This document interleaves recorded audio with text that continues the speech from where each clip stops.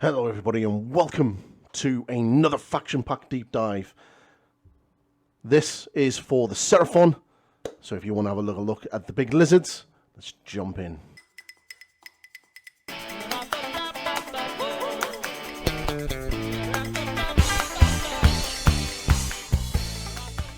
Yes, the Seraphon, another army that I will be playing in 4th edition, and if you want to see a cool painting video, there is an Agrodon up on the channel right now, and there's a lot more speed painting to come.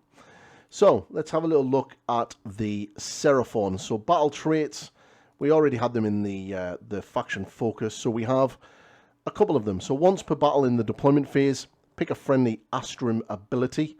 The Astrum ability can be used for the rest of the battle, but the others cannot unless followed by the further of the great plan. So obviously we've got these passives down the right hand side. There are Astrums. So at once per battle in the deployment phase, we pick one of these. So once per battle, start of the 3rd battle round, a further the great plan, you can use this ability if you have met the conditions below that corresponds to the Astrum you picked in the deployment phase. So we'll go through them and then we'll go through the effects. So the first one is Tizal the Tamer. So companion weapons used by friendly Seraphon units have crit 2. So you can use this ability if you meet the conditions below that corresponds to the Astrum and you pick in the deployment.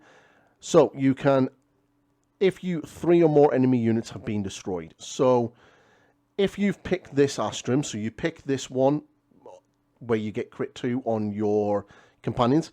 If you're going to go for an Agrodon heavy army and a lot of mounts, there are a lot of companion attacks, that makes sense to take this one. If 3 enemy units are being destroyed, you then pick the effect. So then pick a different Astrum ability to be used in addition to the ones you have picked in the deployment phase. So you then get to pick another one.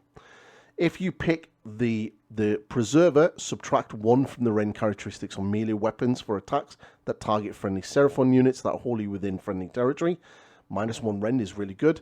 And the effect for that is there are no enemy units wholly within your friendly territory. Cool. So if there's no enemy units in by the 3rd battle round in your territory, you'll get to pick an additional effect. So Sotek the Deliverers, add 2 to the movement characteristics of friendly Seraphon units, and the effect is the enemy general is in combat or has been destroyed. You do that by turn 3, you'll get to pick an additional effect. And then last one, Tepik the Seeker, add 1 to the casting rolls for friendly Seraphon units. Seems to be a good one to go for. And the effect for these are there are any friendly Slan units on the battlefield and no friendly Slan units are in combat or have been destroyed. So basically keep your Slan alive and out of combat by turn 3, you're going to get an additional effect. That is pretty cool. So we're going to move on to our battle formations. Now these are very, very important. They are going to be how you construct your army. So in others, for Cities of Sigmar, if I want to go gunline, I'm going to be picking that one that increases the range of my ranged weapons. And it's going to be the exact same here. So we've got 4 to pick from. Eternal Star Horse. So once per turn, army, your movement phase. Celestial Translocation. So pick a friendly Seraphon unit wholly within 12 inches of a friendly Seraphon wizard to use this ability. Effect, roll a dice. On a 3+, remove that unit from the battlefield and set it up again on the battlefield more than 9 inches from all enemy units. So it's a once per turn in your movement phase teleport. That's pretty good, and that's probably going to be quite nice. Then we have Shadow Strike Star Host. Pick up to 3 friendly skink infantry or skink cavalry units. So obviously if you want to go skink heavy, this is the battle formation for you. Each target can move d6. Each target cannot move into combat during any part of that turn. So basically you pick 3 friendly skink infantry or cavalry units that are not in combat to be the target. This is in your shooting phase, and each one can move d6 and cannot move into combat during any part of that. That's really good. That's really, if you've got a lot of skinks in your army, that's going to allow you to really start moving around the table and can be really annoying for your opponent. So far, Eternal Starhost is pretty much my favourite out so far. Sunclaw's Starhost. So once per turn, army, end of your turn. Pick 3 friendly Saurus or Croxagore units that are in combat to be the target. For each target, make a pile-in. Then pick an enemy unit in combat while that target and roll a d3 on a 2+, inflict equal amounts of mortal damage. If you're going to go Croxagore and Saurus heavy, which I kind of want to, that's really good. Now, bear in mind, it's Saurus, so that also has the Agrodon Lancers, will also be a part of that, and then Croxagores. So to be able to pile in, nice pile-in move at the end of your turn, really sort of get more of those models for those big units into combat, and you're going to then be able to do a little bit of D3 mortal wounds at the end of your turn. Pretty good. Between, so far, Eternal Starhost and the Sunclaw Starhost is my 2. And then, lastly, Thunderquake Starhost. Add 2 to the health characteristics of all monsters. If you're going to go monster heavy, Bastillodons, all the big monsters, that's what you take. For me, it's pretty much, I think, Eternal Starhost, because picking a friendly Seraphon unit wholly within 12 inches of a friendly Seraphon wizard to use this ability, and it's once per turn in your movement phase, and then you roll a dice on a 3+, you get to move it somewhere. That's really good, and that could be really key to taking an objective at the backfield, because you basically get an army teleport. That's really, really good, and it's on a 3+. So I really like that a lot. So we're going to get our enhancements. So we can get to take one of these on a hero.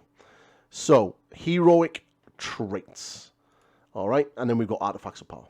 So our heroic traits are passive, beings of the stars, so ignore modifiers to save rolls for this unit, ignore positive and negative. That could be really good on an Old Blood, on a Carnosaur. That could be quite nice. We have Beastmaster, so add 2 to the move characteristics of friendly Seraphon cavalry and Seraphon monsters units for the rest of the phase if they are wholly within 12 inches of this unit at the start of the move. Again, you're taking the big Carnosaur and you bring a lot of Agrodons, +2 to their move that are wholly within. That could be pretty nice. And then passive, Reptilian Cunning. If this unit charged this turn, if a friendly unit wholly within 12 inches of this unit uses an all-out attack command, in the command phase, no command points are spent. So basically, you have a hero, you can give him that. So you can have the hero, the veteran on the Agrodon, and a unit of Agrodon Lancers. You basically, they charge, he charges, spend it all out, no command point is spent. That's not bad. Personally, I kind of like the being of the stars. I quite like the idea that no save modifiers, negative or positive, can be done, especially when you're cutting around with a 3-up save. So that could be quite nice. So artifacts of power. Once per battle. Reaction, you declared a spell ability for a friendly Seraphon wizard within this unit's combat range. Coattail Familiar, add D6 to the casting roll for that spell. It's pretty good. That would be quite nice on a slan. So once per battle, reaction, you declared a spell ability for a friendly Seraphon wizard within this unit's combat range. Okay, and then you can add D6 to the casting roll for that spell. That's pretty good. Yeah, I would be tempted to use that on a slan or the little skinky guy in the chair, which I have over there that I'll be painting. And then you've got the incandescent restrictions. So basically heal D3 to this unit. That's not too bad. So far the other one is way better. And then passive, the Blood Rage Pendant. Add 1 to the attack characteristics of this unit's melee weapons. Add 2 instead if this number of damage points allocated to this unit is equal to or greater than half of the unit's health characteristics. No, I think for me, the Coattail Familiar is definitely the way to go for that one. Stick it on a slan or a little skink to really buff that slan already, because you're going to be able to get additional castings anyway. Okay, so we're going to be looking at the spell law, the law of the primal jungles. So in your hero phase, Light of Kotek, pick a friendly Seraphon wizard to cast the spell and his visible friendly Seraphon unit wholly within 12 inches of them to be the target, then make a casting roll of 2d6 on a 6. Roll a number of dice equal to the number of damage points the target has, and for each 4+, heal 1. So it's a nice heal. So you're going to be able to pick a friendly unit within 12 inches, and you're going to be able to heal that target +1. This is kind of nice for maybe healing Croak or healing your Slan. It's pretty good. So it seems that because you pick a spell law and then you use all of the spells, one of your wizards, because you're going to have a lot of wizards in this army, is probably going to be able to do that. So if you've got a slan that's taking some damage, that's kind of nice. It is also unlimited, so you can do this more than once by multiple wizards. You just can't be affected by the same spell more than once. So you're going to be able to sort of splash out heals throughout all of your backline wizards and heroes and stuff like that. And for every damage point that you have taken, you roll a 4+. So every 4+ that you get, you heal that point. So it's pretty good. The Earth Trembles. So it's got a casting on an 8. Pick a friendly Seraphon wizard to cast. Pick a point on the battlefield within 18 inches of them and then roll 2d6. Then make a casting roll of 2d6. Draw a straight line between the target point and the closest part of the caster's model and roll a d3 for each unit, friendly and enemy, that has models passed across that line. On a 2+, inflict the amount of damage. That's okay. Empowered Celestial. Pick a friendly Seraphon wizard to cast a spell. Pick a visible friendly Saurus unit wholly within 12 inches of them to be the target, and then make a casting roll of 2d6. Add 1 to the range characteristic of target's melee weapons for the rest of the turn. That is nice. Get +1 rend on a unit of Saurus warriors. Yes, please. That's really good. The Trembling Earth, not so good, but I can see at least 2 of those spells that I'm going to be using at least more than once. Okay, our first of our big war scrolls, and it is Lord Croak. We've kind of seen him already. He has a 4-up save. He moves 5. He has 18-inch move, and he has control of 5, which is pretty decent. So he has a ranged weapon, the Gaze of Croak, minus 12-inch range, 1 attack 2s, followed by 3s, 2 rend d6 damage, can shoot in combat. That's important. He has his Force Barrier, which is 2d6 attacks, hits on 3s, wounds on 3s, minus 1 rend 1 damage, and he does crits mortal damage, which is pretty good. And he has the Supreme Master of the Order. So it's a passive ability, so add 2 to the casting rolls for this unit. In addition, this unit can use an Unbind ability if an enemy is at anywhere on the battlefield who uses a spell. Board-wide unbinds, instead of the normal 30-inch restriction. And when using a Banish Manifestation ability, this unit can pick a manifestation anywhere on the battlefield instead of 30. Like, he is a proper powerhouse when it comes to magic, and you should be expected that. Now, points-wise, we'll have a little look at Croak. Get me Seraphon. Croak is going to come in at a solid 460 points. Pretty good. So at the end of the turn, dead for the innumerable ages, this unit must use this ability each turn while it is damaged. Roll 3d6 and add the number of damage points this unit has to the roll. On a roll of 3+, this unit is destroyed. Otherwise, heal 18 health. Now, basically, that's bad. So, he has 18, right? Now, if you roll 3 6s and you've got 1 damage on him, it's titty bread, okay? So basically, if you you want to get 20 or more. You don't want to get 20 or more, right? That's not going to be good. So if you take 2 or 3 damage and then you roll 3 dice and you roll like 18, like really high, he's gonna die, and he dies.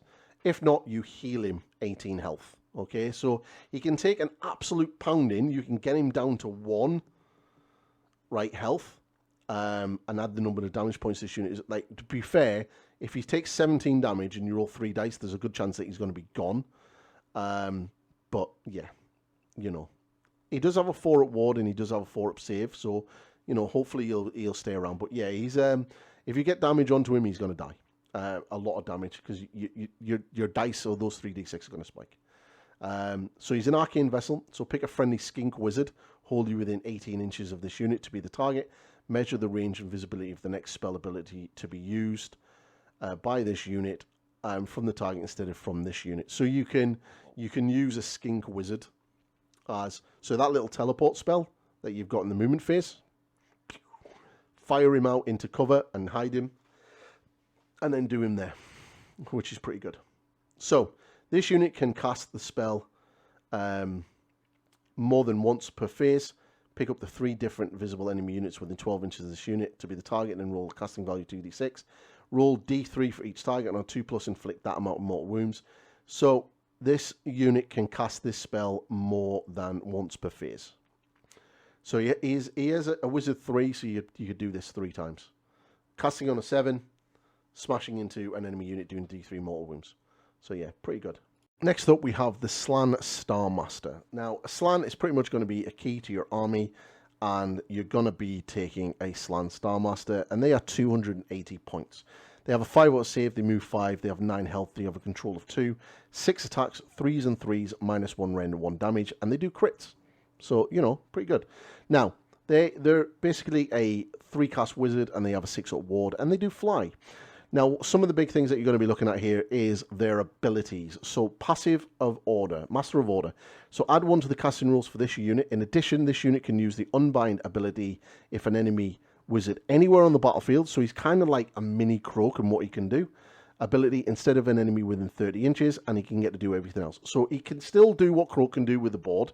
So, Croak and this guy on the battlefield is pretty... You're going to be able to shut down magic. Okay? In your hero phase, he has Celestial Equilibrium, so make a casting roll on 2d6. Again, +1 casting for this unit, so you're going to be getting this on a 5. For the rest of the turn, add 1 to the casting rolls made for other friendly Seraphon wizards while they hold you within 12 inches of this unit. Now, this is so good. So you add 1 to the casting rolls for this unit, okay?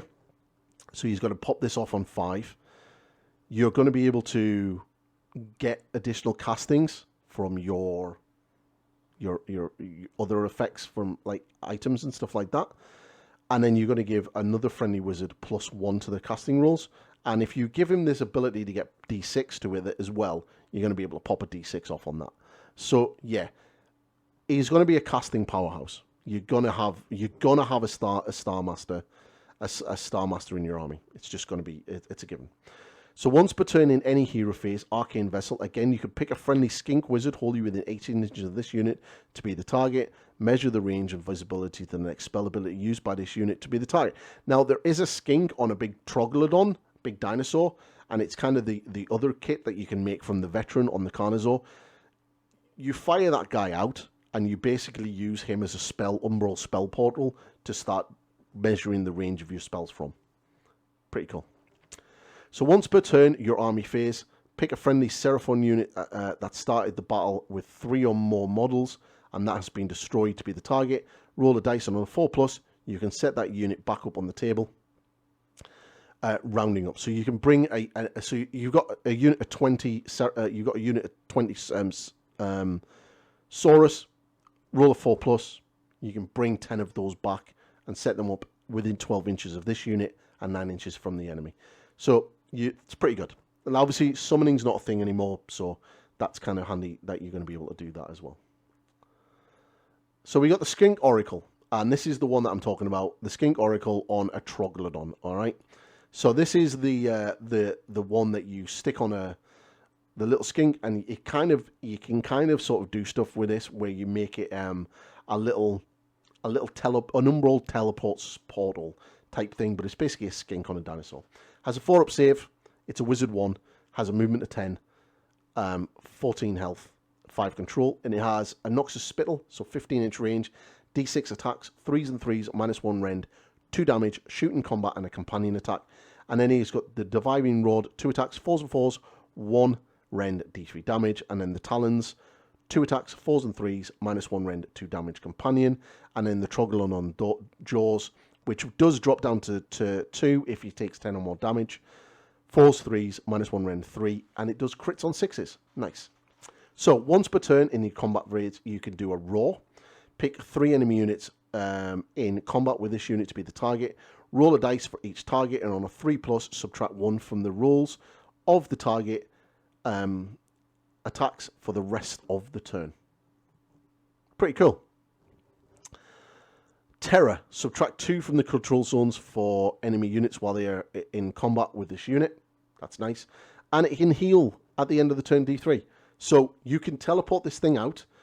It's not really survive. It's got a 4-up save, and it's got a little bit of survivability, I suppose. It's got 14 wounds, so you might be able to sort of stay there for the turn and then use it as an Umbral spell portal and then maybe heal it at the end as well. So it's not too bad. There's definitely play with that. Next up, we have the Saurus Old Blood on a Carnosaur. This model comes in the starter set, so if you're going to pick up a couple of them, you're probably going to get one. It also is a dual kit where you can make a skink oracle on a Troglodon. Kind of a cool model. So he is about 330 points. He has a 4-up save, he is movement 10, a health of 14, and a control of 5. He has a Sunbolt Gauntlet, which is pretty decent. 12-inch range, D6 attacks, not to be sniffed at. 3s and 3s, -1 rend, 1 damage, and he can shoot in combat, which is really, really important. For melee, he has the Sunstone Spear, so he has 5 attacks, 3s and 3s, -1 rend, 2 damage, +1 damage on the charge. That's nice. Then the Carnosaur has 4 attacks, 4s followed by 2s, -1 rend, 3 damage, companion attacks. And then the Massive Jaws is 3 attacks base, but you take 10 or more damage, it drops down to 2. And then he has 4 attacks, hits on 4s, wounds on 2s, 2 rend, 3 damage. This thing is going to do some serious amount of damage once it gets into combat. It's a wrecking machine. Now he has Spearhead of the Charge, which is a passive ability. So if this unit charges this turn, add 1 to the charge rolls for friendly Saurus units while they're wholly within 18 inches. That's a huge bubble of this unit for the rest of the turn. Really nice. And he also has Terror. So you subtract 2 from the control score for enemy units while they're in combat with this unit, which is kind of nice because a lot of basic infantry are only really going to have control 1, maybe a control of 2 at the most. So you're going to be able to get rid of that and take objectives off people, but you're probably just going to kill them anyway. And finally, he has once per turn army in any combat phase, Blood Frenzy. So if this unit is in combat with a damaged enemy monster, roll a dice, and on a 3+, this unit strikes first for the rest of the turn. So the plan for that is obviously get within range before you charge, fire your Sun Gauntlet at it, all right, do some damage, and then charge that monster. And then once you're in combat, in the combat phase, roll a dice on a 3+. You strike first, it strikes last, you wreck face. So yeah, I've got one of these. I will definitely be running one of these in my army. I think they're just so good. There is a slightly lesser version, a hero version, a veteran, rather than an old blood, for slightly less points, but we'll be looking at that one later. But personally, I would take this one over that. I just think it's just a really nice model, and it's just an absolute wrecking machine on the battlefield. Next up, we have the Saurus Scar Veteran on an Agrodon. Absolutely beautiful model, one painted in my cabinet, and a painting video up on how I do my Agrodons are up on the channel right now. So this one is, I think he's about 220 points, I believe.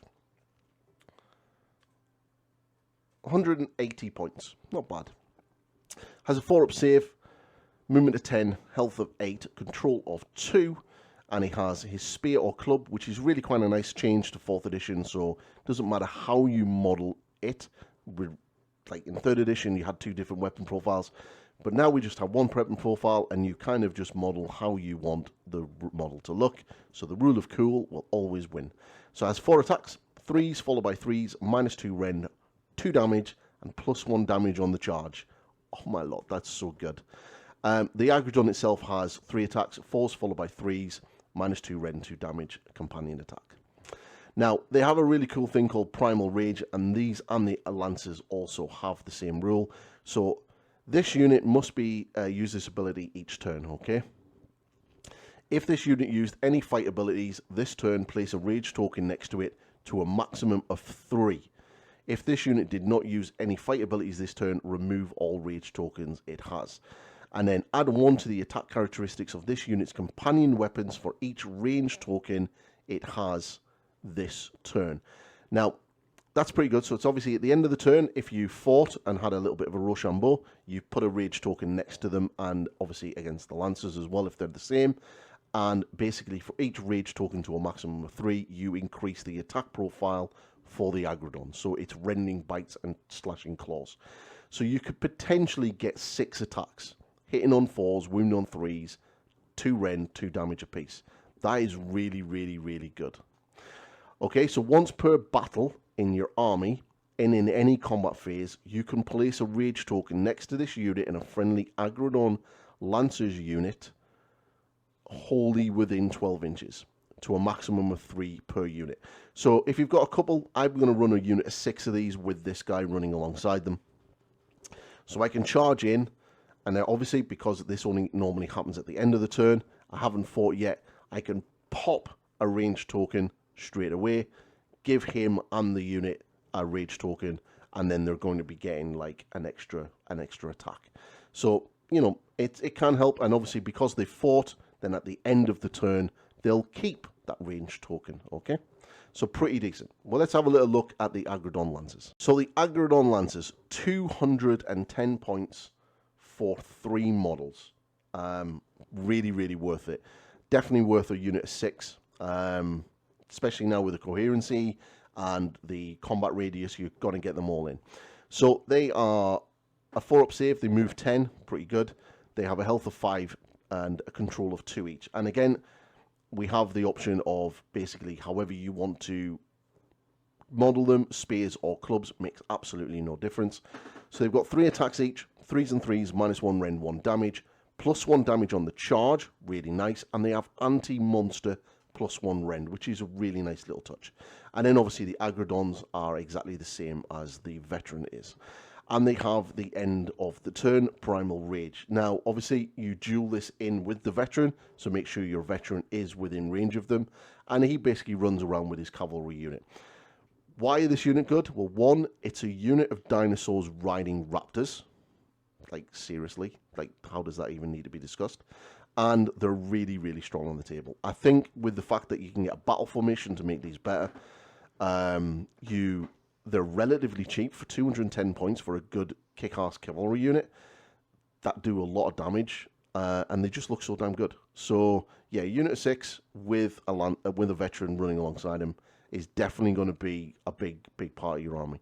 I've seen people running lists, making this already with like 9 of these things in their army, because you don't need to take Sauruses as your battle line anymore. You could just have an army of these if you really wanted to. So yeah, army of raptors with Carnosaurs backing them up. Perfection. Next up, we have the Saurus Warriors. Probably your main unit that you're going to be taking a lot of. So they've got a 4-up save, they've got a 5-up move, they've got 2 health and 1 control. And they obviously have a champion, musician, standard bearer, and all that good stuff. And they have a celestial weapon. So 2 attacks, 3s followed by 3s, -1 rend, 1 damage, no abilities. And then they've got order to the cohorts. Add 1 to the save rolls for this unit while they're wholly within, while they're contesting an objective, which is really good. What's the sad bit about it is they've lost the bites. No more bites, which is a shame. I like the fact that Saurus bit people, but they're really beautiful models. And yeah, you can just see my army just there, just on my shelf. All right, so yeah, I'm probably going to be taking these, and Sauruses are going to come in. I think it's about 100 and Saurus War 170 points for 10. Not bad, not bad. I'd probably be tempted to take maybe a unit of 20 and then a couple of units of 10. But yeah, really, really impressed with these. Next up, we have the Saurus Guard. Old school models, which I'm fully expecting to get a plastic kit in this edition. They have a 3-up save. They have a movement of 5. They have a health of 2 and a control of 1. They have all of the command elements that you'd expect, and they've got pole arms. They have 3 attacks, 3s and 3s, -1 rend, 1 damage, and they have the classic. While they're within a friendly slan unit, they give both the slan and them a 5-up ward. I'm probably not going to go out and invest and buy these models purely for the fact that they're probably going to get new models at some point and probably a new war scroll. So yeah, not too bad, not too shabby. And these guys come in at a nice whopping Saurus Guard, 110 points for 5. So not too bad. Okay, next up we have the Skink Starseer. And the Skink Starseer for me, and a lot of people, is probably going to be a must-have model in your army, purely because of his abilities. And the Skink Starseer is going to come in at 150 points. So he has a 4-up health, 4-up save, move of 5, health of 6, control of 2. He's a 2-cast wizard, and he has a staff that has 2 attacks, 4s and 3s, -1 rend, d3 damage. And he's Scryer of the Stars. So, roll a dice, number of dice equal to the current battle round, and for each 3+, pick a friendly Seraphon unit wholly within 18 inches of this unit. That unit has a 5-up ward until the start of your turn. Pretty good. So you can dish out 5-up ward saves, quite nice, and it's once per battle army in your hero phase. So you're only going to do it once, but that's not why you're going to take him. In your hero phase, he has a casting value of 7. Pick an enemy unit wholly within 18 inches of this target and make a casting roll of 2d6. Ward rolls cannot be made for the target for the rest of the turn. What's that, Nagash? You have a ward save? Not anymore. Really nice. So if you time this nicely with your charge from your Agrodons and your old one, and your big veteran guy coming in with the big dinosaurs, you can wreck things coming in. So yeah, pretty cool, and that's probably why you're going to see a lot of this unit. Next up, we have the Skink Star Priest, the little foot hero skink, and the little Skink Star Priest comes in at 110 points. So save of 6, plus a 1 cast wizard, move 8, health of 5, control of 2, and he's got a serpent staff, 3 attacks, 3s and 3s, -1 rend, d3 damage. Gotta love to see it. And your hero phase, so pick a visible friendly Seraphon unit wholly within 18 inches of this unit to be the target. Roll a dice. On a 2+, that target's melee weapons has crit auto wounds until the start of your next turn. I am so getting one of these for a little 110 points. Just for the fact that you can get crit auto wounds. Can you imagine, right? You put that on a big dinosaur, like your old blood, and all of its attacks, all of its weapons, melee weapons, have crit auto wound. That is so good. So good. Yeah, that's going to be really cool. I am going to sort of clarify with the rules gurus if that will affect the companion weapons. Because it just says the target's melee weapons have a crit auto wound of crit auto wound. So, you know, if it's going to affect the dinosaur as well, the mount, that would be really super cool. But I'll need to clarify on that one. Okay, next up we have our little skinks. So we have skinks, 6-up save, move of 8, 1 health, 1 control, and they've got javelins, 2 attacks, 4s and 4s, can shoot in combat. And then they've got the daggers in combat when they are in combat. Now, don't expect much from stinks. They are 100 points for 10. They're 4 followed by 5s, 1 damage. But they have swift and nimble. So when this unit uses a redeploy command, when determining the distance this unit can move, you can roll 2 dice instead of 1 and pick the result you want. So, yeah, not too bad. Skinks are annoying, but, you know, you've got potential there to have a skink-heavy army and have, like, build into them and really be able to do some stuff with them, especially with the additional movement in the shooting phase. So, not too bad, and, yeah, but I quite like Sauruses and Croxigals, so that's probably what I'm going to lean into. Next up, we have the Spawn of Kotek. This little thing is basically your new plastic salamander. Not too sure why it's shown a handler rather than the actual monster itself. So the Spawn of Kotek comes in as 170 points for 1, has a 5-up save, has a health move of 5, health of 8, control of 1. It can do the Glob of Flame Acid, so a 16-inch range, 1 attack, hits on 4s, wounds on 2s, 2 rend, D3 plus 3 damage, and it's a companion attack. And then it's got the Stream of Fire, 10-inch range, 5 attacks, 2s followed by 3s, 1 rend, 1 damage, anti-infantry plus 1 rend, companion attack. And then it's got the Fiery Maw in combat, 3s followed by 3 attacks, 3s and 3s, -2 rend, 3 damage. Pretty decent. Now this is a beast, so it follows all the rules for the beast. So this unit has a crew of 3 Sun Acolytes that are tokens. Add 1 to this unit's control score for each Sun Acolyte it has.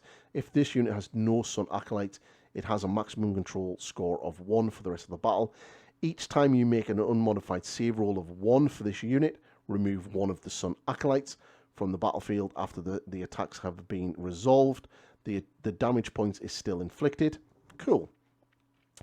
Acid-fueled flames. Each time this unit uses a shoot ability, you must pick either the Glob of Flame or of Acid or its Stream of Fire ranged ability. In addition, after resolving shooting attacks made with units of Glob of Fire, Flame, Acid, if any damage points were allocated to an enemy unit by those attacks, subtract 1 for saving throws from that enemy unit for the rest of the turn. Now, so obviously it's got a dual thing, so you've got a 16-inch range or a 10-inch range, so you kind of do one or the other. If you do the acid, the big 16-inch range, if you do any damage, you're -1 save for the rest of the turn. So, you know, have him running along behind your back line and then spit on people, which is kind of cool. Is it worth it? Well, yeah, I mean, it's 170 points. It does some pretty decent damage in close combat. 3 attacks, doing at least 3 damage, -2 rend, which is not too bad. So yeah, it's definitely worth it. Then we have the Raptor Hunters. I have 2 units of these. So they're a unit of 5, and the Raptodon Hunters are coming in at 140 points for 5. They've got Stone Talent, they've got a 5-up save, 12 move, 3 health, 1 control. They've got their little weapons, range weapons, which is 12 inches. 2 attacks, 4s and 4s, -2 rend, 1 damage. And then they've got the melee weapons, so they've got the clubs, 3 attacks, 4s and 5s, no rend, 1 damage. And then they've got the Raptodon does its serrated fangs. So it's got 3 attacks, 4s followed by 3s, -1 rend, 1 damage. And then they've got deadly cohesion. So if this unit is not in combat, pick a friendly Raptodon Chargers unit that charged this turn and is within 12 inches of this unit to be the target.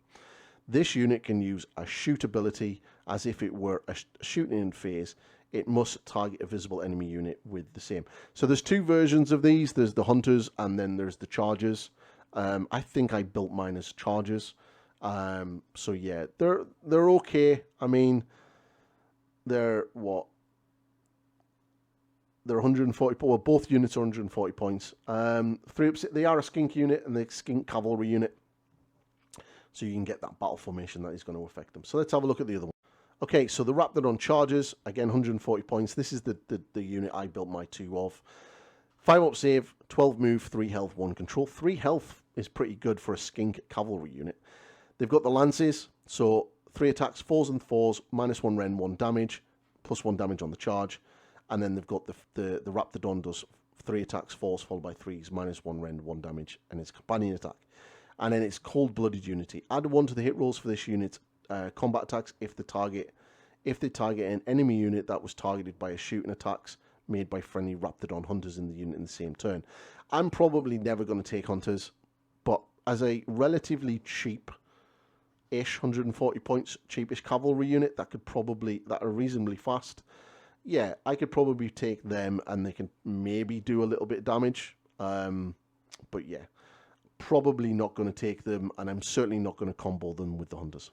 Okay, a unit that everyone liked in 3rd edition, the Hunters of the Hunranchi. 6-up save, moves 8, 1 health, 1 control, and these guys are 80 points for 5 models. So cheap.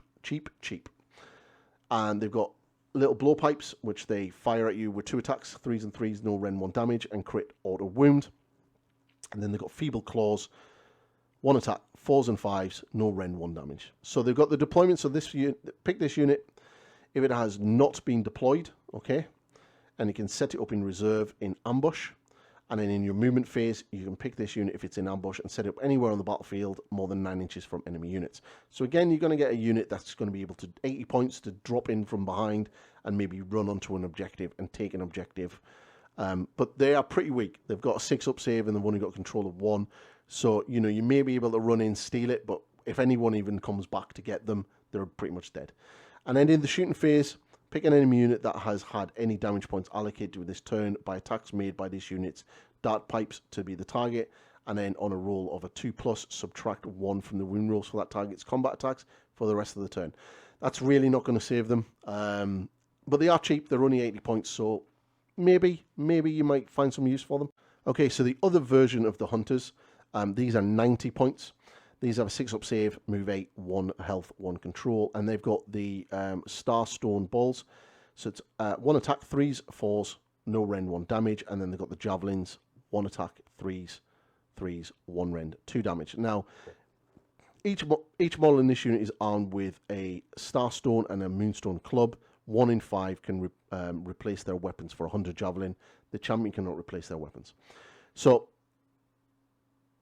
the Moonstone clubs, 2 attacks, 4s followed by 5s, no rend, 1 damage, and the 100 javelins that you only get one of. 3 attacks, 3s followed by 4s, 1 damage, 1 rend, 2 damage.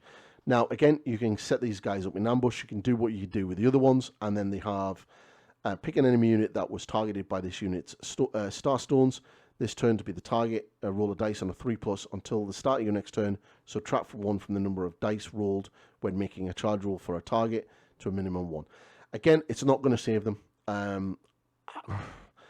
I don't know. I don't think they're great. From general consensus, from what I've seen so far on the interwebs, is that they aren't great. 80 points or 90 points, depending on how you equip them.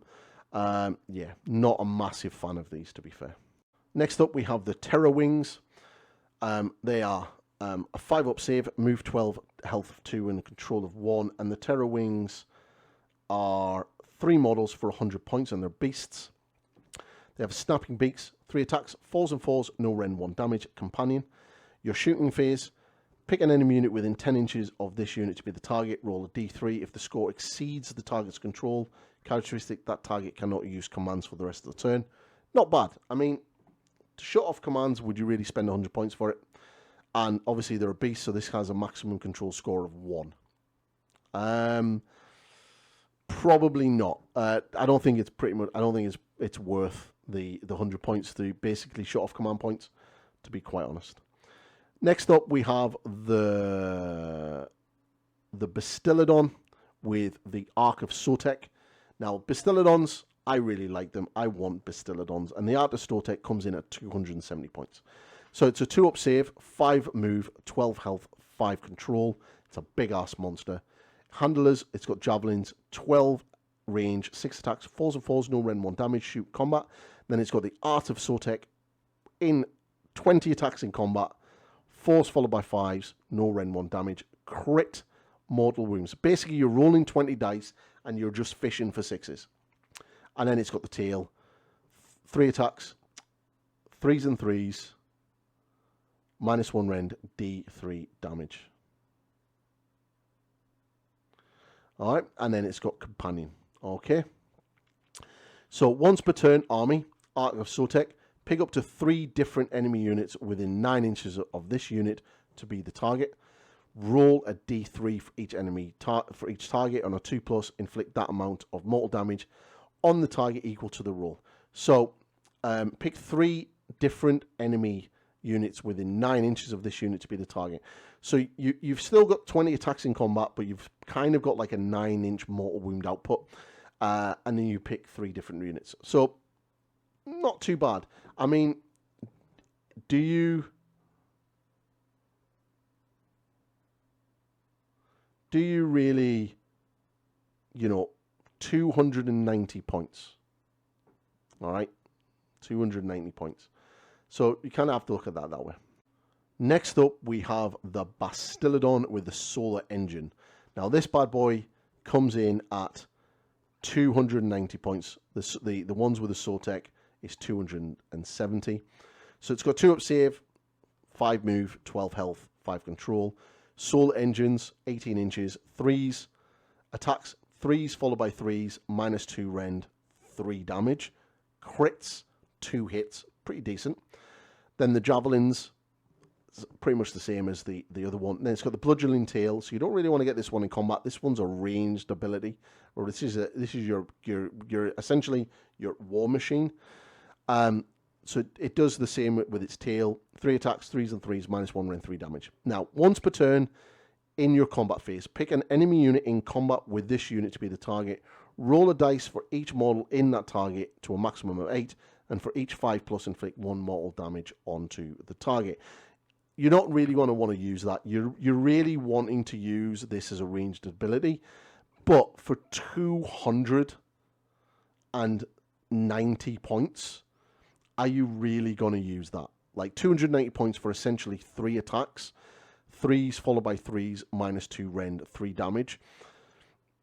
You kind of, yeah. And it's not really going to do much when it gets into combat either. So, I don't know. If you're going to take a Bastillodon, maybe take the Ark of Sotek instead. The solar engine, maybe not. It's down to you. Okay, next up we have the Pterodon Chief. The Pterodon Chief is a hero, and he has 150 points. So he has a 5-up save, he moves 14, health of 5, control of 2, and he has a Sky Blade, 5 attacks, 5s and 5s, -1 rend, 2 damage, crit auto wounding, and he has the Jaws, 3 attacks, 4s and 3s, -1 rend and 1 damage companion. So in your movement phase, pick an enemy unit that has this is passed over, then roll a dice and add 2 to the roll. If this unit is within the combat range of any friendly Pterodon Riders units, on a 5+, inflict D3 mortal wounds on the target. If any damage points are allocated to this ability and the target does not have the fly keyword, that unit cannot run abilities until the start of your next turn. And it's got tech from above, so subtract 1 from hit rolls for the targets that target it. I just don't really, I don't think they do the damage output, and I'm not really seeing them. They kind of drop bombs on people, but yeah. And we'll have a look at the unit that goes with them. Next up, we have the Pterodon Riders. These come with a 5-up save, a 14 move, 3 health, and a control of 1. They're armed with javelins, which have a 10-inch range with attack of 3. They hit on 4s, they wound on 5s, no rend or 1 damage. And they do auto crits and wounds. Pretty good. Their melee weapons are 3 attacks, 4s and 3s, -1 rend, 1 damage, and their companion attacks. And they have deadly cargo, so they're pretty much like the Chieftain. You fly or pick an enemy unit that you flew across, and then you roll a dice for each model in the unit and add 2 to each roll if this unit is within combat range of a friendly Chieftain. And then on a 5+, you inflict a mortal damage, and if any damage points were allocated and the unit doesn't have the fly keyword, they can't use any run abilities for the rest of this turn. Also, you can subtract 1 from hit rolls when being shooting attacks that target this unit. Again, just like the Chieftain, these are, I think, around about 100 odd points, which is not bad, but they're not great. We can get the points up now. And I have a look, see. But yeah, they're about 100 odd points for 5, so they're not amazing. But yeah, next up, we're going to get the next ones. So next up, we have the Ripidactyl Chief. Comes in at a whopping 150 points with a 5-up save, move of 14, control of 2, and a health of 5. More close combat orientated than the other mounted Chieftain, but if you like your skinks, you know he's going to be one of the ones that you're going to take. So he has 5 attacks, he hits on 4s, wounds on 4s, -1 rend, 2 damage, and his crits are auto wounds. And then his mount jaws have 3 attacks, 4s followed by 3s, 1 rend, 1 damage, and he does +1 damage on the charge. Now, he has a once per battle army deployment phase ability, so you receive 1 Bloat Toad token for each Ripidactyl Chieftain or Ripidactyl Rider unit in your army to a maximum of 3 tokens. Pick a number of the enemy units equal to the number of Bloat Toads you have to be the targets. Place a Bloat Toad next to that target. Okay. Then, once per battle in your combat phase, you add 1 to the attack characteristics for Moonstone War Spears used by friendly Ripidactyl Rider units wholly within 12 inches of this unit for the rest of the turn. So he nicely buffs his respective unit. And the Toad Rage, which is a passive ability, you add 1 to the attack characteristics of this unit's Ripidactyl Tearing Jaws while it is in combat with any unit that has a Bloat Toad token. Yes, that's probably what they are. But this time they do actually give you the model for the toads rather than lots of little tokens, which is good. Is he any good? Well, not really. He's massively going to get overshadowed no matter what by the Agrodons and the veteran on Agrodon and the Agrodon Lancers. They are going to be your premier cavalry unit. And this guy's 150 points, so he's not amazing. But we'll have a little look at his little unit, and you never know. They might actually, surprise us. Then we have his Ripidactyl Riders. Again, pretty much the same stat line as him. 5 save, move 14, 3 health, 1 control. They have the Moonstone Spears, so they've only got 2 attacks. No rend, but they do hit on 4s and wound on 4s. And they are anti-cavalry +1 rend, which is kind of interesting. Games Workshop are going this route. This is not the first cavalry unit I have seen that has an anti-cavalry roll, which is very strange. I really wouldn't be smashing these into 3 Skull Crushers from a Blades of Khorne army, to be sure. Especially the fact that they have 0 rend. They're not even going to get past that 2-up armor. So you've got the same once per battle deployment phase rule with the blowtords, and he still has the same rule as the chieftain with the total rage. Now these guys are, I think, really, really cheap. Yeah, they come in at 120 points for 3. Now the Pterodon Riders are 70 points for 2, and yeah, so they're. I mean, 120 points is quite a lot of points when you think about it, because they're not really going to do not. A unit of skinks is probably cheaper at 100 points, and they move just as quick, especially if you take the battle formation that allows you to do the movement in the shooting phase. Now these also will get it because they'll have the skink keyword and the skink cavalry keyword, but they're more than likely going to hang around for a bit longer than what these are. These are fly. They don't even have the -1 to hit for shooting attacks, so they can be smashed quite easily compared to the other mounted skink unit. But yeah, I definitely think it's definitely an addition for Sauruses and Croxigors. Now we get on to the big monsters. So we got the Stegodon Chief, which is basically a hero monster. That's pretty cool. You can have a Stegodon that's a hero. So cool. Right, it's got a 4-up save, it's got a move of 8, health of 14 and control of 5. Has all of the skinks on it. Basically, there's a skink chieftain type model basically sitting on it. So this unit is armed with a meteorite war spear, handlers, meteoritic javelins, horns and jaws, and one of the following. You basically take a bow or you take a big sunfire thrower. So if you take the Sky Streak bow, it has an 18-inch range. It has 3 attacks, 3s followed by 3s, -1 rend, 2 damage, anti-monster, +1 rend.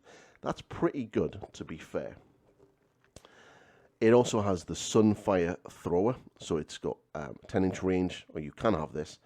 2d6, 3s and 3s, no rend, 1 damage, but it's anti-infantry +1 rend, which is good. Kind of makes up for the fact that it doesn't have any rend base, and it's crits for 2 damage. So, you know, if you're 2d6 spike, and then you roll a lot of 6s with those attacks, there's a good chance that you're going to get double the hits, so not bad.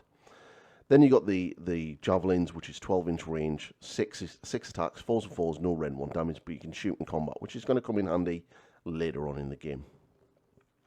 In combat, the little skinks on its back have their little war spears, and they've got 3 attacks. They hit on 3s, they wound on 3s, -1 rend, 1 damage, which is pretty impressive for a skink.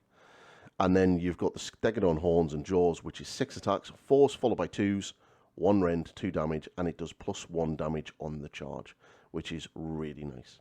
So you've got once per turn army in any combat phase, Crushing Stampede. So you pick an enemy unit in combat with this unit to be the target, and then we do the classic, roll a d3, and on a 2+, inflict that amount of mortal damage on the target, and add 2 to the amount of mortal damage inflicted, if any, if this unit charged this turn. So a potential 5 mortal wounds or mortal damage on the charge. That is really, really good. And it also has a passive ability, so if you do 10 or more damage, its horns drop from 6 attacks to 4.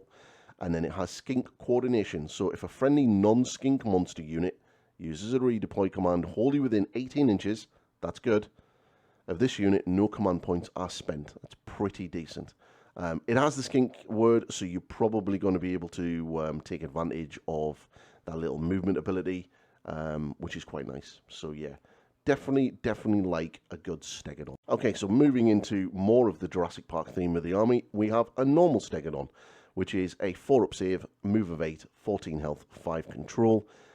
It is a monster, and again, you armed with all of the meteoritic javelins and horns and either a skybow or sunfire. So it's pretty much exactly the same as the chieftain. It's just not a hero version.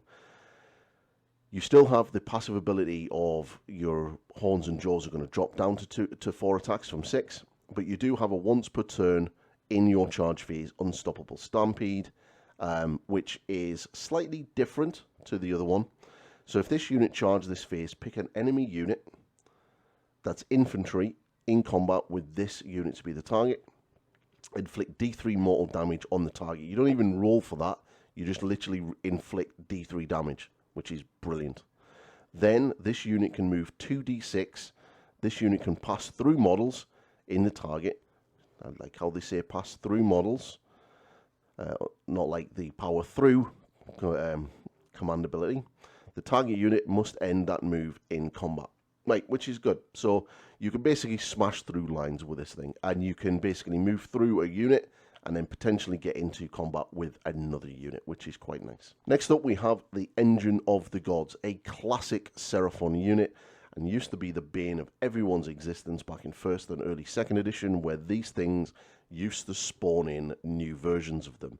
And, you know, you'd have someone turn up with 3, and then by the end of the game, there'd be 8 of the damn things just churning out constant Seraphon armies. Horrible. But these have taken a lot of changes over the years, so let's see what we've got for 4th edition. So it's a monster, it's a 4-up save, movement 8, health of 14, control of 5. Has the javelins, which is exactly the same as the other version of the Stegodon. Has the jaws, and as well as the damage, battle damage as well, so nothing has changed on the Stegodon itself. So it's got once per turn army in the combat phase, Crest of Horns. So pick an enemy unit that charged this turn and is in combat with this unit to be the target. Roll a d3 and on a 2+, inflict an amount of mortal damage equal to the roll. We all know how that works now. Add 1 to the saving throws for attacks made by the enemy unit that target this unit for the rest of the turn. So basically you run in, do some damage, and then get +1 save, which is pretty good. So you get down to a 3-up save on your Stegodon, which is quite nice. But the main thing you're going to take this for is your hero phase ability, which is the Cosmic Engine. So you pick this unit to harness the reserves of power in the Cosmic Engine. Okay, if it will reserve the power, place a Cosmic Power token next to unit. Now, there's a lot of these units in the game that are talking about placing tokens, and then in the build up to the game they kept on saying that they wanted to get rid of tokens. So again, we're seeing very different sort of ideas of how they're going to do things. So hopefully when it comes to the actual battle tomes, things like this will get like streamlined a little bit better. So if it will harness the power, roll a dice and add a number of Cosmic Power tokens this unit has to the roll.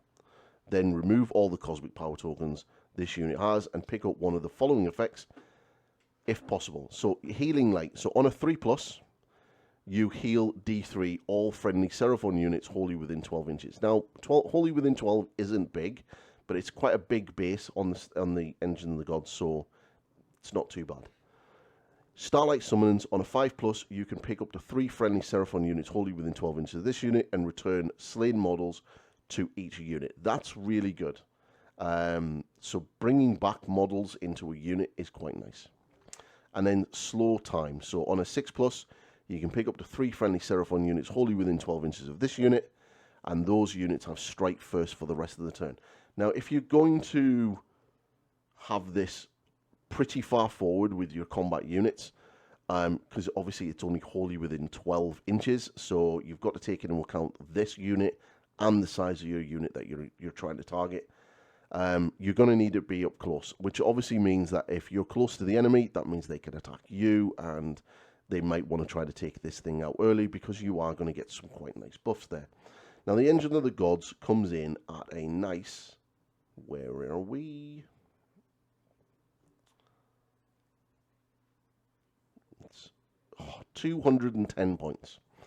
So, which is not too bad considering of what it is. Maybe if you've got a spare 210 points and a regiment, you could throw one in. Definitely to give some like frontline buffs, resurrection of dead models. So yeah, there's definitely a use for it. But I think the fact that our army or Seraphon are quite expensive, you know, once you start bringing in your Agrodon Lancers, which are just amazing, your Sauruses, your Saurus Warriors, and your Croxagors and your heroes. You've got to remember that we have a lot of heroes that are quite expensive. Slan Masters, Star Masters, little Skink Priests, and the like. You're really up 8 up points. I made a list for my Seraphon army, and I'm already at like 2,000 points. And I don't have what I thought I was going to have, like, you know, crazy amounts of stuff. So Seraphon seem to be very much an elite army. You can obviously reduce that by bringing skinks, but skinks are not very good, so you're not going to do it. So yeah, if you want to go for the monster mash, the Jurassic Park thing, you can just bring lots and lots and lots of monsters, and this may be quite useful for that. Next up, we have one of the coolest, sexiest models in the entire range, the Saurus Astrolic Bearer. This model has been used in so many Golden Demon Awards, it's unbelievable. I have mine on my shelf. It's such a nice model. It has a 4-up save, move of 5, a health of 6, and a control of 5. It used to be incredibly important, but it's had massive changes for this edition. Now, he is Big Saurus, so he has 4 attacks, hits on 3s, wounds on 3s, -1 rend, 2 damage per hit, which is pretty good. Now, he has 2 abilities. He has, the first one is Reaction. You declared a spell ability for a friendly Seraphon wizard wholly within 12 inches of this unit. This guy is always going to be kicking around with your wizards. He pretty much will follow your Sland Starmaster all the time because he's going to buff it, okay? So, if this spell is successfully cast, add 3 to the control score of friendly Seraphon units wholly within 12 inches of this unit for the rest of the turn. Now, you can kind of sort of daisy chain this. Obviously, you've got a 12-inch radius that he needs to be within range. So you can have your Starmaster quite far back, then this guy in the middle, and then your front line on objectives, your Sauruses and everything else on the front, and then he buffs that control. Is that as good as what it used to be with the, extending the range of spells and stuff? Not really, but control and objective gameplay now in 4th edition is ultra important, so +3 control score is quite good, but you're going to probably have to position it quite carefully, and you might need a unit hanging around near him to give him a little bit of extra protection, because obviously he is that link between these to get that. So once your opponent works out that you're getting like potentially 4 to 5 control per model, yeah, that's got to get killed quite quickly. He also has a passive ability with Revitalizing Energy, so friendly Seraphon Infantry units have a 6-up ward save while they're wholly within 12 inches of this unit. That is massive. If a unit already has a ward save, it then gets a 5-up ward save, which is really good. So yeah, even if you don't take advantage of the control score from a wizard that's casting spells, you can still have him walking around your big blobs of Sauruses and Croxagores, giving them a ward save, which is really, really good. Okay, highly worth it. And this guy comes in, I think he's well over, yeah, he's 150 points, which is pretty good, considering what he is. Next up, we have the first of our Croxagore units, the stars of the edition, I think, for the Seraphon. And we have 2 flavors. We have the Croxagore Warp Spawn, which are basically giant crocodile monster men, or we have the normal Croxagores. So the Warp Spawns have a 4-up save. They have a movement of 5. They now have a sweet health of 6. Like, that is so good. And a control of 2. And obviously, for every 1 in 3 models, they get to take a Starfang Warpike, which is kind of a bigger sort of weapon. I was an idiot when I built mine, and I give them all the same weapons, and didn't take one of the special weapons, so I'm going to need to get another box. Oh no, oh dear. Right, so the Darkfang Warpike has 4 attacks. They hit on 4s, they wound on 2s, pretty good. They have 1 rend, 2 damage, and anti-monster +1 rend. Nice, but you're going to probably want to take the other Croxagore. And then the Starfang is hits on 3s, wounds on 2s, 1 rend, 3 damage, anti-monster +1 rend. Yeah, so a unit of 6 of these going into something like, I don't know, Archeon or Nagash or something with the monster keyword is really going to make a lot of pain for them. And they have 6 wounds as well. So, quite nice, especially if you have the banner bearer behind them, given that ward save as well. They're going to be pretty tanky, and they're going to be able to take on something like a Cow or Dirthu or even a Bloodthirster. But the Bloodthirster is probably going to hurt them, because Bloodthirsters are going to hurt everybody. So, passive. Spawn of Sotek. So you add 1 to the damage characteristic of this unit's melee weapons, while this unit is wholly within 12 inches of a friendly skink infantry or skink cavalry unit. Now, this is the reason why I probably wouldn't take them, because I don't want any skinks in my army, and that is a really nice buff, but it kind of forces you to bring skinks. Maybe a unit of skinks for 100 points running around near them to give them that buff would be quite nice, but, you know, skinks are going to die, and, you know, it's just a simple thing. So they have heavy scaled skin, so you subtract 1 from rend characteristics from ranged weapons used that attack this unit. So -1 rend from range is really, really good. All in all, pretty decent, and they come in at a nice price of 220 points for 3, which is not too bad. Now for me, if I'm going to bring Kronk to go, which I will do, this is the unit I'll bring, and they're coming in at 220 points, so there's no real difference between the two points-wise. Has a 4-up save, movement of 5, an amazing health of 6, and a control of 2. These are absolutely brutal. So they have the Dark Bite Mauls, which is 4 attacks, hitting on 4s, wounding on 2s, -1 rend, 2 damage, anti-infantry +1 rend. You just get a unit of 6 of these bad boys, throw them into your enemy's front line, and they will absolutely rinse them. Absolutely rinse them. So good. And then obviously the Moonstone Hammer, which is, I'm an idiot, I didn't build one into my unit. They hit on 3s, wound on 2s, 1 rend, potentially 2, 3 damage again. Now the reason why I say that they absolutely rinse is because of their passive ability.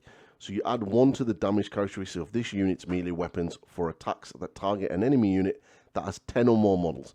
Now, okay, if you've got to go into something like a Chaos Warrior unit that is going to have 10, maybe 20, but let's be fair, if it's a unit of 20 Chaos Warriors, it's got the Mark of Nurgle, and it's probably going to be buffed up to the nigh, so you're not really going to wreck that. But if you're running into like 20 Clan Rats, which is probably a good thing in this edition, the 3 of these or 6 of these are going to make short work of them. So that's what you want. They kind of just run in and clean out that screen.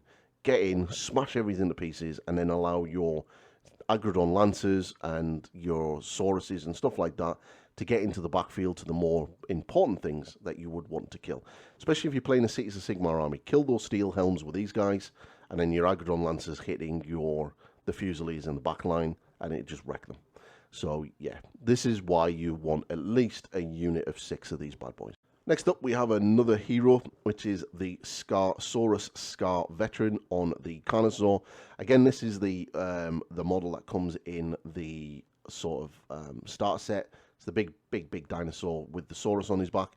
Now, you can make this, and to be fair, I would probably make this an old blood rather than a veteran. But if you're looking for like a cheaper hero that kind of does the same thing, you know, the old blood is 330 points. This is only 270 points, so you kind of get a slightly cheaper version.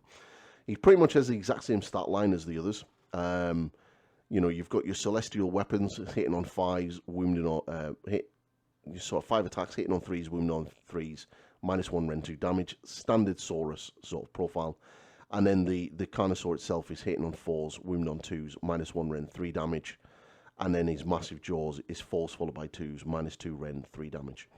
So he is going to do a lot of pumping out work, and he's probably going to wreck whatever he hits, just like the slightly more expensive version.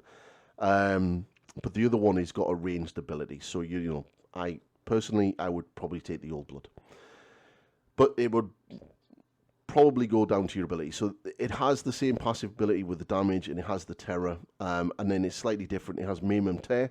So you pick an enemy hero in combat with this unit to be the target. Roll a dice. Roll a number of dice equal to the number of damage points that the target has, and for each 5 points, inflict 1 mortal damage on the target. It's okay.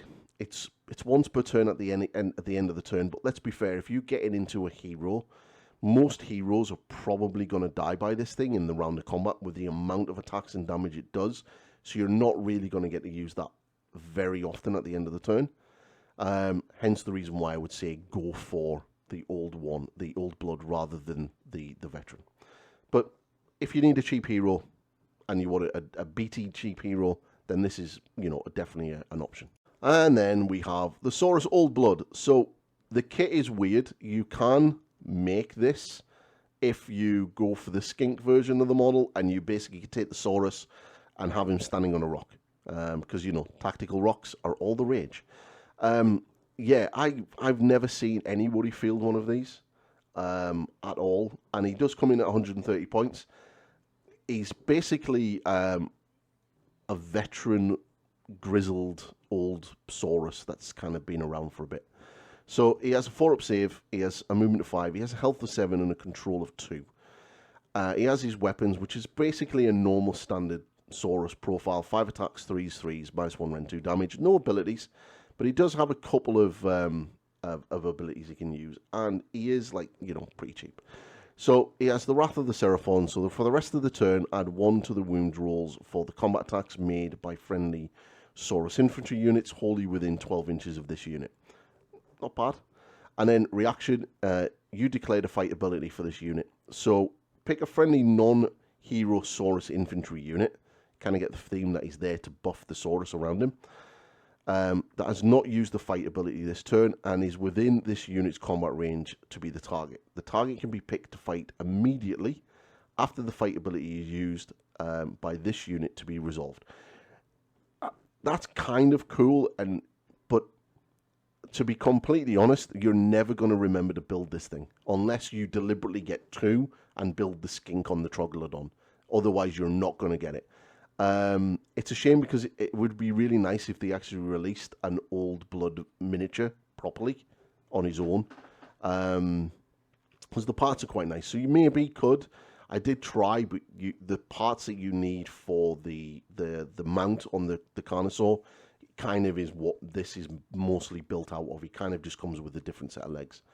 So yeah, if you do end up getting the skink oracle on the Troglodon and you do have this guy spare, then build him. And, you know, for 130 points, a little hero to run around through your Sauruses and allow them to fight after he fights, yeah, it's pretty good. And for 130 points, he's not bad. And lastly, we have the Realm Shaper engine, which is basically our terrain feature and quite an important part. You don't pay for these things. They can now be destroyed quite easily in games of 4th edition. It has a 4-up save, it has a health of 15, 0 control, 0 moving, okay? But it does have cover and unstable, okay? So as a passive ability, add 1 to the hit rolls for combat attacks made by friendly Saurus and Croxagore units that target enemy units that are within 9 inches of this terrain feature. Now, thankfully, it's within 9, so you can kind of sort of daisy chain away from it and then take advantage of this, which is not bad. But realistically, you're not really going to. You know, you're probably going to put this quite far into your territory. You might push it forward and then try to sort of deploy around it. But you've got to remember that this thing can be destroyed, and it's only got a 4-up save. It doesn't even have a ward save. So in your hero phase, you can unleash the power. So if there are any friendly Seraphon wizards within 3 inches of this terrain feature, there will be, probably your Toad. Pick another terrain feature within 24 inches of this feature, then pick up the 3 enemy units within 3 inches of that terrain feature to be the target. Roll a d3 for each target, and on a 2+, inflict an amount of mortal damage on the target equal to the roll. If that terrain feature has a health characteristic, then inflict d3 mortal damage on it. Now, it's kind of cool, but everybody knows what this thing does. It hasn't really changed since it came out. And when you play Seraphon, you generally try to stay away from terrain. You kind of, if the terrain's anywhere near this thing, you don't go anywhere near it, because you know fine well it's just going to start pumping out mortal damage onto you. Now, saying that, it is 24 inches. So as a Seraphon player, you could probably be quite crafty and put this quite far forward in your territory to really sort of like try to dominate the tables, because you want to maybe get that splash damage. Especially now that terrain is got things like cover. So, you know, terrain is important now in games, so people may actually start using it a little bit more rather than just running around it. So it might have a little bit of a use, but it doesn't have a mortal save. It's probably going to get targeted quite early, especially if you're coming up against a shooting army. They're probably going to try to take it off quickly, because, you know, it's a buff, and once it's gone, you can't bring it back. But that is pretty much our terrain feat. So that's the Seraphon. I am pretty impressed with them. I'm really looking forward to actually get my Seraphon army on the table. There's a few little bits and pieces that I still need before I can do like my Realm Shaper engine thing, pyramid, and then it's just a matter of getting the last of them painted up. But yeah, all in all, the stars for the army for me are definitely the Agrodon Lancers. They just look so good. The veteran on the Agrodon is really good. The Starmaster is not is good in a way that you're probably not going to need to bring Croak, which is kind of nice because Croak is expensive. And he's a little bit weaker, and especially now that the fact the army has lost the ability to basically drop wounds on the Saurus Guard, because that's gone. Croak is a little bit more susceptible to getting killed, especially if you put a couple of damage onto him. You roll those 3d6 and it spikes. You know, if that combined roll with the amount of damage he's inflicted, it goes over 20, he's gone, and you've just lost a 460 point model. And he can be targeted, and he can't hide, and all of that kind of stuff. So yeah, it's a shame. But I think the Starmaster is definitely going to be sort of key. You've got a couple of nice little skink wizards that are going to be able to support them. And I think Saurus, Agrodon Lancers, and Kroxagor are going to be your big stars of the army for this edition. But hopefully we'll get some more. They did a teaser the other day with what looked like a lizard's tail. So that could be more Seraphon on the way. Maybe Seraphon are going to be one of the earlier battle tomes to come out. Hopefully we'll see a roadmap at some point this month once the edition is finally launched. But yeah, but that's the video, everybody. If you like what I do, please like, subscribe, share, and hit the bell and all that good stuff. And I'll see you in the next video. Goodbye for now.